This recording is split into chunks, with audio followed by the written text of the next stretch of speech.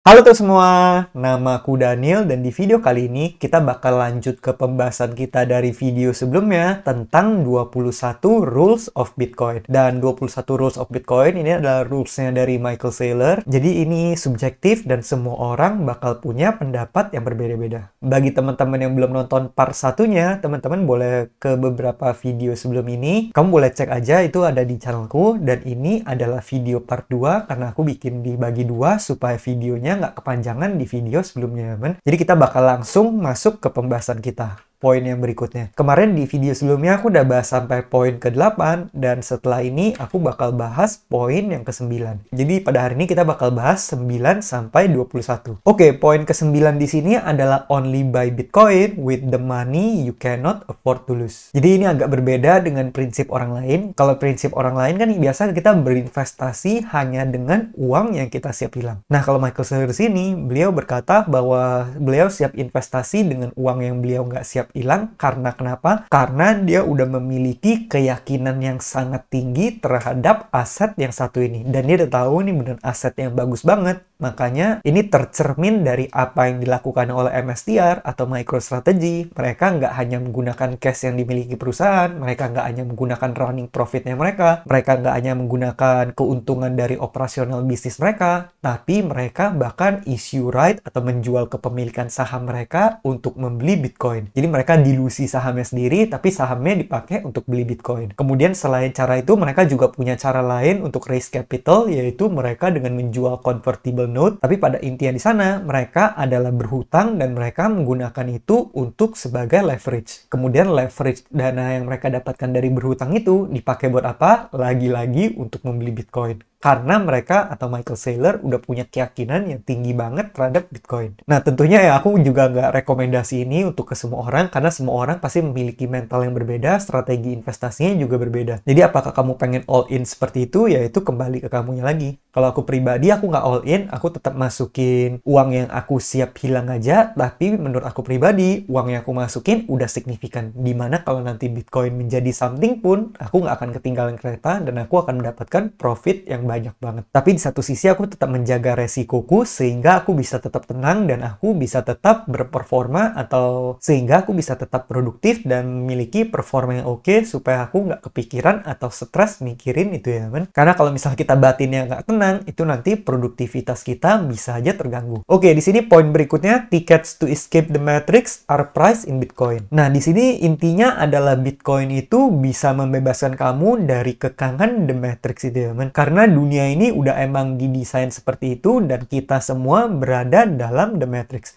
Sedangkan Bitcoin adalah yang bisa membebaskan kita dari dunia matrix ini, dan bahkan Bitcoin juga bisa menyelamatkan keuangan kita dan bahkan suatu hari bisa membawa kita untuk menuju kebebasan daripada rat race ya, kan? Kalau misal nanti kamu berinvestasi di Bitcoin dan Bitcoin suatu saat udah menjadi something, pastinya kamu bisa terlepas dari rantai kemiskinan dan mungkin kamu bakal punya uang yang bisa mengubah hidup kamu atau make a life changing money ya. Karena kalau misal kita lihat di luar sana, sebenarnya sistemnya udah dibikin seperti itu, sistemnya akan membuat kita selalu semakin miskin. Contoh paling gampangnya aja inflasi. Uang kita udah didesain untuk semakin lama dari waktu ke waktu, nilainya akan semakin menurun. Yang dulunya masih di-back dengan emas, kemudian sekarang udah nggak di-back dengan emas, udah nggak di-pack lagi, sehingga harganya bisa semakin lama, semakin nggak ada value-nya, kemudian di-print terus, supply-nya semakin banyak. Sedangkan Bitcoin adalah aset yang sifatnya finite atau terbatas ya. Makanya kalau misalnya kita ada dalam The Matrix, kita menukarkan waktu kita, padahal waktu kita tuh berharga banget, waktu kita terbatas, kita tukarkan pada aset yang sifatnya nggak terbatas, yaitu uang. Sedangkan kita kalau misalnya membeli Bitcoin adalah aset yang terbatas juga. Kalau kamu punya 1 Bitcoin, ya sama dengan 1. Kamu punya 1 sama dengan 1 dari 21 juta. Berbeda dengan uang, cap atasnya akan semakin lama selalu bertambah. Oke, poin berikutnya, Bitcoin inside is restricted to those with a need to know. Jadi di sini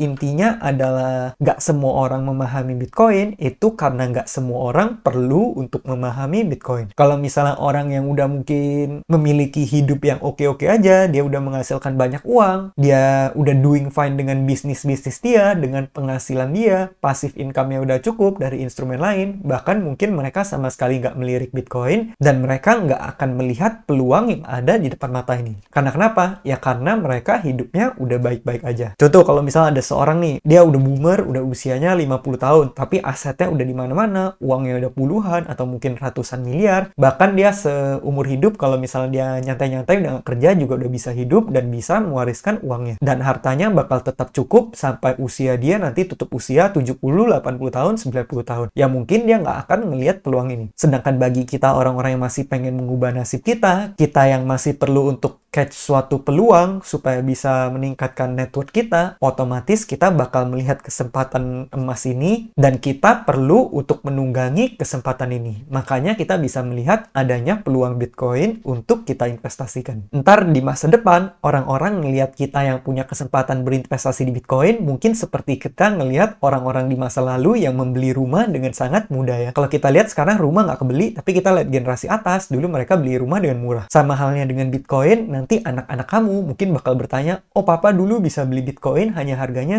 cuma 90.000, 70.000, 60.000. Sekarang Bitcoin udah jutaan dolar. Bisa aja suatu saat nanti menjadi seperti itu ya. Oke, poin berikutnya di sini ke-12, ini juga salah satu tagline yang terkenal banget di komunitas Bitcoin, yaitu all your models will be destroyed. Di sini intinya adalah Bitcoin mungkin akan sangat sulit dijelaskan dengan semua pemahaman ekonomi yang pernah ada selama ini, model-model ekonomi tradisional, model ekonomi yang bersifat statistik, semuanya itu nggak akan berarti di hadapan Bitcoin. Dan Bitcoin nanti bisa menghancurkan semua itu ya, kan? Makanya Bitcoin selama ini aja bertumbuhnya secara gila-gilaan. Kalau misal kita lihat secara pertumbuhan aset, itu udah nge-crush aset-aset lainnya ya, men. Bahkan kalau misal kamu bandingin MSTR sama beberapa perusahaan-perusahaan top di US aja, misalnya di S&P 500, itu keuntungan atau kenaikan harga sahamnya lebih signifikan dalam 5 tahun terakhir dibandingkan semua perusahaan-perusahaan yang lain. Ya karena kenapa? Karena MicroStrategy ini menganut Bitcoin strategi. Dan ini diprakarsai oleh pemikirannya Michael Saylor. Oke, poin berikutnya, poin ke-13, the cure to economic ill is the orange pill.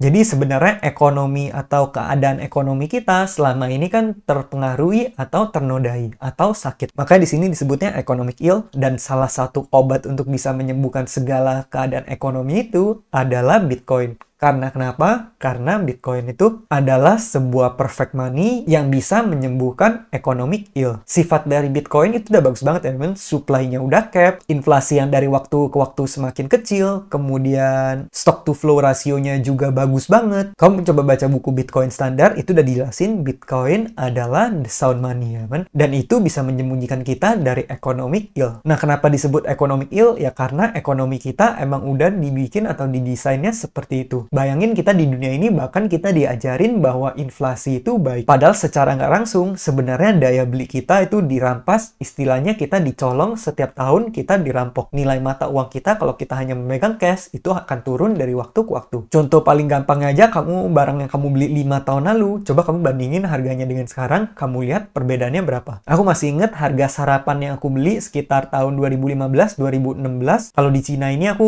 sekali makan bisa Rp10.000, tapi di zaman sekarang 10.000 bahkan aku udah nggak bisa membeli makanan yang sama. Aku butuh 22-25.000 untuk membeli makanan yang sama itu. Jadi bayangin dalam berapa tahun aja daya beli kita udah berkurang. Value dari uang berkurang segitu banyaknya. Itu pun currency-nya yang masih lebih kuat dari kita. Gimana kalau misalnya mata uang negara kita? Makanya di sini cure-nya adalah orange pill. Dan di komunitas sering disebut kita nge-orange pill siapa? Karena orange pill itu adalah Bitcoin. Bitcoin kan warnanya orange. Makanya disebutnya orange pill. Oke, poin berikutnya, before Bitcoin, not against fiat. Jadi di sini kita harus supportive terhadap Bitcoin, tapi bukan berarti kita against fiat, karena nanti di masa depan, bahkan menurut Michael Saylor sendiri, fiat money itu bakal tetap ada. Jadi fiat money ini nggak bakal mati, dan Bitcoin itu bukannya nanti bakal jadi medium pembayaran, terus fiat money yang nggak ada, nggak seperti itu ya, man. Menurut aku pribadi, Bitcoin hanya akan menggantikan perannya gold, di mana Bitcoin itu akan menjadi strategic reserve untuk perusahaan, untuk company, tapi bukan jadi satu-satunya metode melakukan pembayaran. Nah, berikutnya di sini Bitcoin is for everyone, karena ini nggak terbatas oleh siapapun ya, man. Siapapun bisa memanfaatkan vehicle yang satu ini.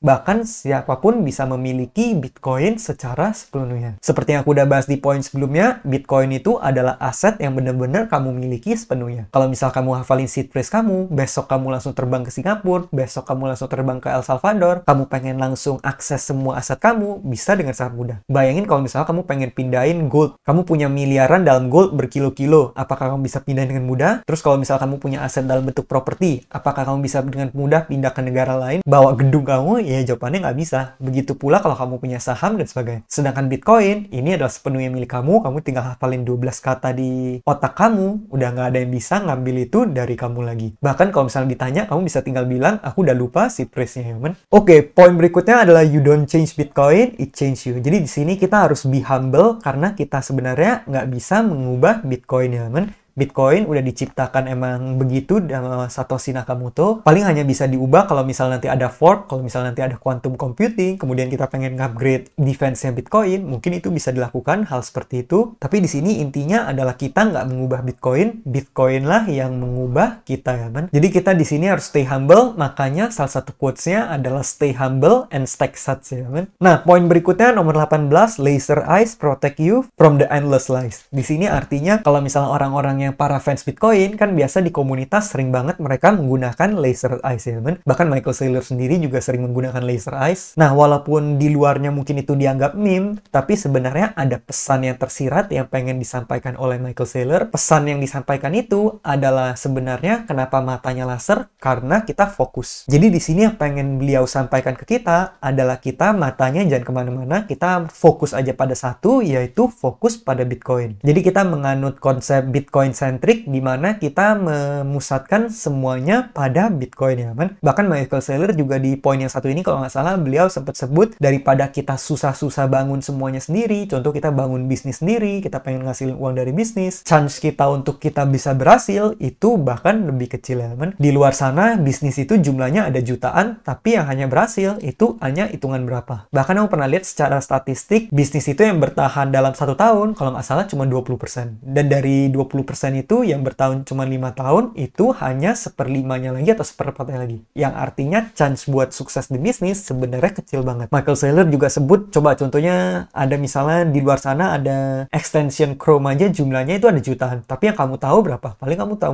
cuma 1 atau 2. Atau mentok-mentok cuma tahu 5 atau 10. Sama juga kalau misalnya kamu bikin app. Di App Store aplikasi ada berapa? Jumlahnya ada jutaan. Tapi yang kamu pakai paling cuma 10, 20. Kamu cuma bisa namain 10. Di situ Michael Saylor kasih contoh bahwa sebenarnya nggak semudah itu. Bahkan salah satu yang lebih mudah adalah kamu bisa aja ngumpulin uang kamu dipakai untuk beli Bitcoin. Terbukti dari company-nya Michael Saylor sendiri, mereka bertumbuh lebih gila-gilaan dari company-company besar. Michael Saylor juga sebutin dalam 4 tahun terakhir, Bitcoin itu pertumbuhannya itu lebih dari 50% per tahun, dan secara konservatif sebenarnya Bitcoin 10 tahun ke depan itu masih bisa tumbuh sekitar 20-an% secara konsisten dalam 10 tahun. Maka dari itu, di mana lagi kamu punya kesempatan untuk bisa menghasilkan banyak banget dari investment, ya men. Dan itu yang dilakukan oleh MSTR, mereka nge-stack banyak banget Bitcoin dan pada akhirnya mereka sendiri yang diuntungkan. Oke, poin nomor 19, respect Bitcoin or it will make a clown out of you. Jadi di sini Michael Saylor bilang bahwa Bitcoin itu sebenarnya harus dihormati. Dan seorang Michael Saylor aja, beliau sendiri masih humble banget, beliau masih rendah hati banget, dan beliau masih punya kemauan untuk setiap hari pelajari tentang Bitcoin. Karena beliau nganggap Bitcoin itu udah lebih besar dari kita semua, bahkan bisa dibilang Bitcoin itu bakal outlive us atau outgrow us. Jadi nanti suatu saat Bitcoin akan tumbuh lebih besar dari kita, terus Bitcoin jaringannya bakal tetap ada, bahkan hidupnya bakal lebih panjang dari kita. Bahkan Bitcoin aja selesai ditambang itu sekitar 2140, aku cukup yakin 2140 kita semua udah nggak di sini,